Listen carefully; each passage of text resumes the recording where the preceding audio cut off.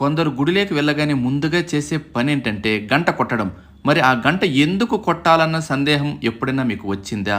అందరూ కొడుతున్నారు కాబట్టి మనం కూడా గంట కొడదాం అనుకునేవారు కొందరైతే, ఎందుకని ఆలోచన చేసేవారు కూడా కొందరుంటారు. గుడిలో గంట ఎందుకు కొట్టాలనే ధర్మ సందేహం రావచ్చు. దీనికి చాలా కారణాలున్నాయి.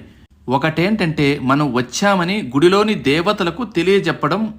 మరో కారణం ఏంటంటే గుడిలో గంట మోగించడం వలన మనం చేసిన 100 జన్మల పాపాలు పోతాయట. ఈ విషయాన్ని స్కంద పురాణంలో చెప్పబడింది. శాస్త్రీయ కారణం కూడా ఒకటి ఉంది. అదేంటంటే గంట కొట్టినప్పుడు వచ్చే శబ్ద కంపనాలు వాతావరణంలోని వ్యాపించిన బ్యాక్టీరియాతో పాటు వైరస్ వంటివి నాశనం చేస్తాయట. కొందరు గుడిలోకి వెళ్ళిన వెంటనే గంట కొట్టి దేవుడికి దండం పెడతారు. అలాగే పూజ అయిపోయిన తర్వాత బయటకు వచ్చే ముందు కూడా గంటను కొడతారు. కానీ నియమాల ప్రకారం గుడి నుంచి బయటకు వచ్చేటప్పుడు మాత్రమే గంట కొట్టకూడదు.